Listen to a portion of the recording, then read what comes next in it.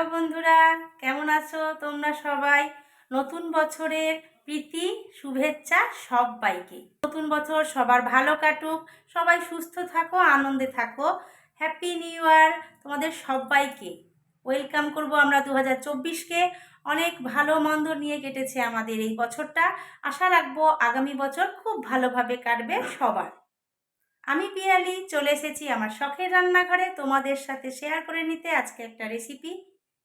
তাই প্রথম থেকে শেষ পর্যন্ত তোমরা দেখো কিভাবে আমি এই রেসিপিটা বানাচ্ছি। এখানে দেখো আমি চালগুড়ি নিয়ে নিয়েছি। এটা কিন্তু বাজার থেকে কিনে আনা চালগুড়ি। এখন বাজারে অ্যাভেলেবেল পাওয়া যায় চালগুড়ি। তোমরা চাইলে চাল ভিজিয়ে রেখে বেটে নিতে পারো। আমি এখানে 2 বাটি মেজারমেন্ট করে কিন্তু চালটা নিয়েছি এখানে দেখো সুজি। আমার যতটা প্রয়োজন আমি সেই অনুপাতেই সুজিটা ব্যবহার করব। নিয়েছি এখানে তিল। বাজারে তিল পাওয়া যায়, তোমরা সকলেই জানো। আমি সেই খোসা ছাড়ানো সাদা তিল নিয়েছি। আর নিয়েছি এখানে খেজুর গুড়। খেজুর গুড়টা দেখো কত সুন্দর। আমি এইভাবে ছোট ছোট বাটির আকারে যে বিক্রি হয় সেই খেজুর গুড় নিয়েছি। তোমরা চাইলে ঝোলা গুড় নিতে পারো বা পাটালিও নিতে পারো। নিয়েছি কিছু পরিমাণ এলাচ। এই এলাচটাকে আমি গুঁড়ো করে নেব বেটে। অন্যদিকে দেখো আমি একটা নারকোল ফাটিয়ে নিয়েছি এবং নারকোলটা কতটা পুরু দেখে বুঝতেই পারছো। এই নারকোলটা আমি কিভাবে ব্যবহার করব সেটা অবশ্যই তোমরা দেখো। যদি তোমরাও সেই অনুপাতেই নারকোলটা ব্যবহার করো তাহলে কিন্তু খেতে দারুণ লাগবে এই পাটিসাপটাটা। আমি নারকোলটাকে দেখো কি সুন্দরভাবে ছাড়িয়ে নিয়েছি একটা চাকুর সাহায্যে। তোমরাও নারকোলটাকে এইভাবে ছাড়িয়ে নেবে খোল থেকে। আর অন্যদিকে আমি এলাচটা গুঁড়ো করে নিয়েছি শিলপাটার মধ্যে।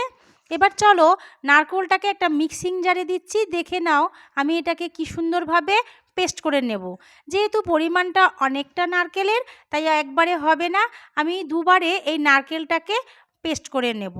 যদি এইভাবে নারকেলটাকে তোমরা পেস্ট করে নাও দারুণ লাগে স্বাদে আর খুব সুন্দর দেখতেও হয়। দেখে বুঝতেই পারছো কত সুন্দরভাবে নারকেলটা আমি এক ভাগে বেটে নিয়েছি। এবার পরের ভাগটা নারকেলের জল দিয়ে আবারও আমি পেস্ট করে নেব ঠিক আগের মতোই।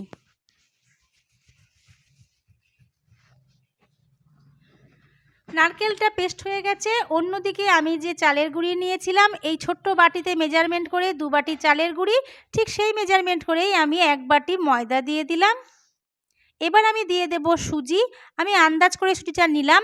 এখানে কিন্তু 2 থেকে আড়াই চামচ মতন আমি সুজি নিয়ে নিয়েছি বড় চামচের। দিয়ে দিলাম সামান্য পরিমাণ লবণ আর দিয়ে দিচ্ছি এখানে এলাচের গুঁড়ো। এবার সমস্ত উপকরণটা শুকনো অবস্থায় ভালোভাবে আমি মিশিয়ে নেব এবং তারপর প্রয়োজন হিসাবে জল দিয়ে খুব ভালোভাবে আমি ব্যাটারটাকে মেখে নেব।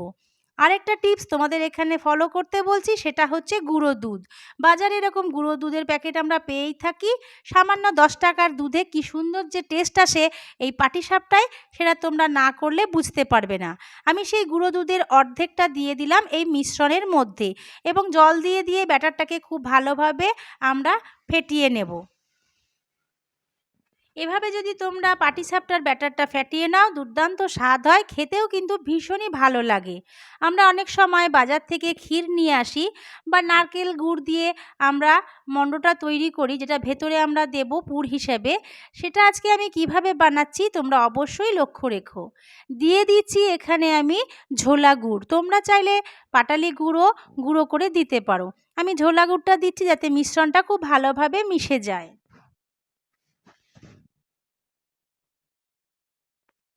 এর মধ্যে আগেই আমি নুন দিয়েছি, তাতে মিষ্টিটা ব্যালেন্স হবে এবং খেতেও খুব ভালো লাগবে। 15 মিনিট মতন আমি এটাকে এখানে ঢাকা দিয়ে রেখে দেব। অন্যদিকে দেখো আমি একটা কড়াই বসিয়ে দিয়েছি গ্যাসের ওপরে। এবার ওই গ্যাসের ওপরেই আমি যে বাটিতে তিলটা নিয়েছিলাম সেই তিলটাকে একটু হালকা ফ্রাই করে নেব। তাতে এর স্বাদটা কিন্তু আরও দ্বিগুণ আসবে। খুব সুন্দর লাগে যদি তোমরা এইভাবে তিলটাকে রোস্ট করে নাও এবং তারপরে আমার দেখানো পদ্ধতিতে বানিয়ে ফেলো। আমি তিলটাকে দিয়ে দিয়েছি এবং গ্যাসের ফ্লেমটাকে কিন্তু একদম লো রেখেছি যাতে অতিরিক্ত তিলটা ভাজা হয়ে না যায়। অতিরিক্ত তিলটা ভাজা হয়ে গেলে কিন্তু তিতকুটে ভাব চলে আসবে। আমরা মা দিদিমাদের কাছে দেখেছি তিলের নাড়ু কিভাবে বানায়, ঠিক সেইভাবেই তিলটা কিন্তু অতিরিক্ত ফ্রাই আমরা করব না। হালকা একটু রং আর গন্ধ বেরানো শুরু হলেই আমরা তিলটাকে নাবিয়ে নেব। খুব সুন্দরভাবে দেখো তিলটা একটা লালচে রং এসে গেছে হালকা, আর গন্ধটাও খুব সুন্দর বের হয়ে গেছে। এইভাবে তোমরা নামিয়ে নেবে তিলটাকে।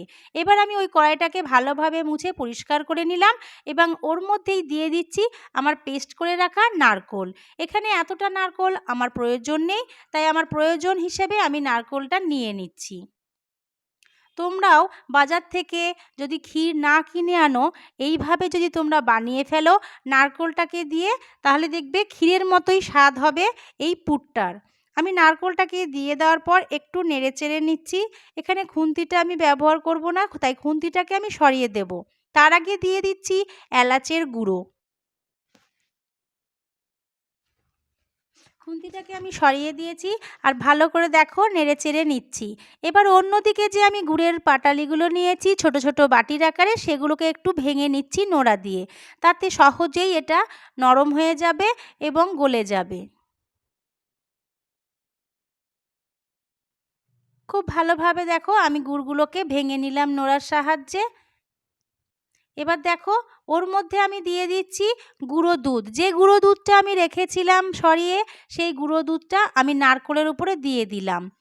ভীষণ স্বাদ আসে যদি তোমরা এইভাবেই নারকেলের পুরটা বানিয়ে ফেলো। এবার আমি দিয়ে দিচ্ছি এর মধ্যে ভেঙে রাখা গুড়ের টুকরোগুলোকে, দিয়ে ভালোভাবে নেড়ে চেড়ে নেব আমি সমস্ত উপকরণগুলোকে। অবশ্যই তোমরা এটা লো ফ্লেমে করবে, তাতে খুব সুন্দরভাবে এটা তৈরি হয়ে যাবে। খুব ভালোভাবে নেড়ে চেড়ে আমি গুড়গুলোকে একটু ম্যাশ করে দেওয়ার চেষ্টা করব। তার জন্য আমি ভালোভাবে দেখো এটাকে মিশিয়ে নিচ্ছি এবং হালকা হালকা করে প্রেসার দিচ্ছি, যাতে এটা একটু নরম হয়। এবার আমি এটাকে একটা ঢাকা দিয়ে দেব, যাতে গুড়ের থেকে জলটা বেরিয়ে আসে এবং খুব সহজেই গুড়টা গলে যায়। ঢাকাটা তুলে নিয়েছি, দেখে বুঝতেই পারছো কতটা জল বেরিয়েছে নারকোল থেকে এবং গুড়গুলোও কি সুন্দরভাবে গলে গিয়েছে।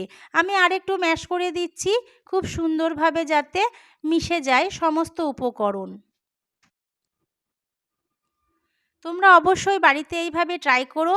যে কোনো পিঠে তৈরি করতে যদি তোমরা পুরটা এইভাবে তৈরি করে নাও, একদম মুখের সাথে মিলিয়ে যাবে এবং খুব সুন্দর একটা স্বাদ আসবে।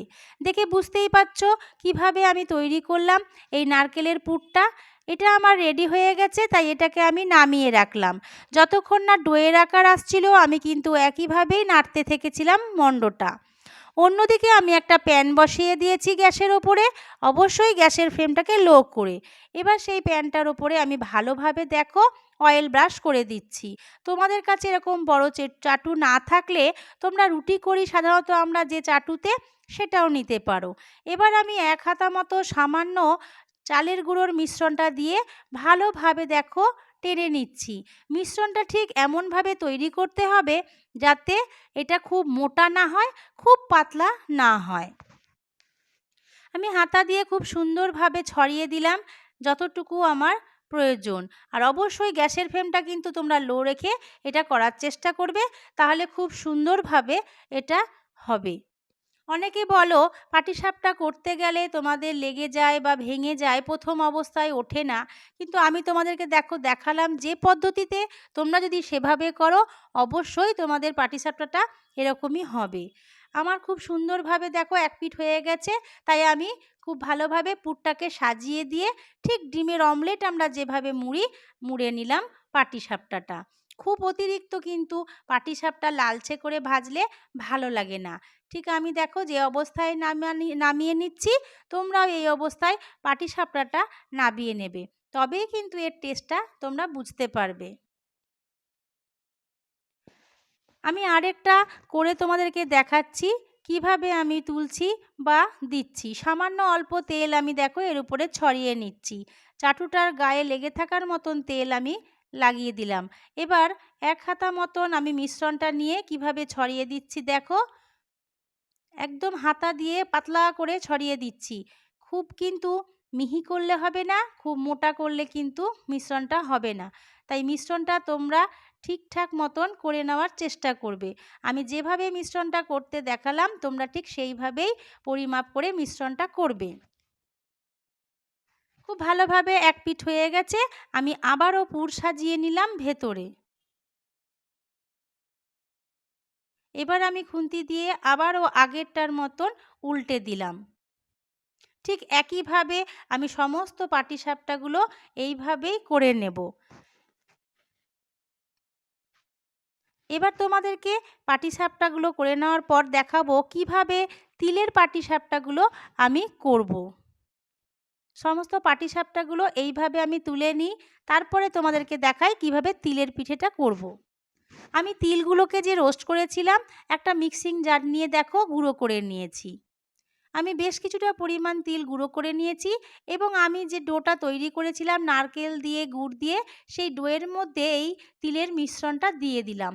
এবার ভালোভাবে মিশিয়ে নিচ্ছি সমস্ত উপকরণটা। আবারও আমি আগের বারের মতন তাওয়াটার মধ্যে তেল দিয়ে ভালোভাবে নেড়েচেড়ে নিচ্ছি তাওয়াটার গায়ে। এখানে তেলটা একটু হয়তো বেশি পড়ে গেছে, কিন্তু তোমরা অল্প তেল দিয়ে করলেই বেশি ভালো হবে। মিশ্রণটা ঠিক আগের বারের মতন দেখো আমি ছড়িয়ে দিচ্ছি চাটুতে। যেভাবে আমি আগের পাটিসাপটাগুলো করলাম ঠিক সেই অনুপাতে। এবার আমি এর মধ্যে যে পুরটা বানাচ্ছি সেটা হচ্ছে এইটা, যেটা আমি তিল দিয়ে ভালোভাবে মাখিয়ে নিলাম। এবার আমি এই মিশ্রণটার ওপরে কিছু গোটা তিল রোস্টেড রেখে দিয়েছিলাম, সেই রোস্টেড করা তিলটাকে ছড়িয়ে দেব। এতে বাড়তি একটা স্বাদ আসবে এবং যখন বাইটের সাথে পড়বে খুব সুন্দর লাগবে। এবার আমি পাটিসাপটাগুলোকে ঠিক আগের বারের পাটিসাপটার মতোই দেখো মুড়ে দিচ্ছি। দেখে বুঝতেই পারছো কত সহজে পাটিসাপটাগুলো উল্টে যাচ্ছে, আর একটাও কিন্তু পাটিসাপটা আমার ভাঙেনি। তোমরাও কিন্তু এই টিপসগুলো ফলো করবে, দেখবে তোমাদেরও বাড়িতে তৈরি হয়ে যাবে এই রকমই সুস্বাদু পাটিসাপটা। শীতের মরশুম বিভিন্ন ধরনের পাটিসাপটা কিন্তু আমরা খেয়ে থাকি। আজকে তাই একটু নতুনত্ব করলাম তোমাদের জন্য। কেমন লাগলো অবশ্যই কমেন্ট করে জানাবে। তোমাদের সুবিধার্থে আবারও আমি একটা পাটিসাপটা দেখো করে দেখাচ্ছি। ঠিক আগের বারের মতন আমি 1 হাতা মতন মিশ্রণটা দিয়ে দিলাম চালের। এবার ভালো করে ছড়িয়ে দিচ্ছি। খুব ভালোভাবে আমি মিশ্রণটাকে দেখো ছড়িয়ে দিয়ে আবারও ভিতরে পুরটা ভরে দিচ্ছি। এই তিলের পাটিসাপটা খুব সুন্দর লাগে খেতে। কারা কারা খেয়েছো আমায় কমেন্ট করে জানাবে। এখানে আমি তিলের পুরটার উপরে গোটা রোস্টের তিলটা ছড়াতে ভুলে গেছিলাম, তাই আবারও আমি ওটাকে ছড়িয়ে দিলাম। এবার আমি এটাকে মুড়ে নেব ঠিক পাটিসাপটার আকারে। তিলের যে কোনো জিনিসই আমার ভীষণ ভালো লাগে, তাই ভাবলাম আজকে তোমাদের সাথে সেই রকমই একটা রেসিপি শেয়ার করে নিই। শীতের মরশুম এসছে, বিভিন্ন ধরনের এইভাবে আমরা পিঠে পুলি বানিয়ে খাবো। আমি খুন্তির মধ্যে একটু রোস্টেড তিল লাগিয়ে নিয়েছি এবং ওপরে চেপে দিচ্ছি, যাতে এটা দেখতেও ভালো লাগে এবং খেতেও খুব সুস্বাদু হয়। তাহলে দেরি না করে তোমরাও চটজলদি বানিয়ে ফেলো এইভাবে তিলের পুরভরা পাটিসাপটা বা গুড়ের পুরভরা পাটিসাপটা। তাহলে কেমন লাগলো কমেন্ট করতে ভুলো না। দেখা হচ্ছে পরের ভিডিওতে এই রকমই মিষ্টি নিয়ে। ততক্ষণের জন্য টাটা বন্ধুরা।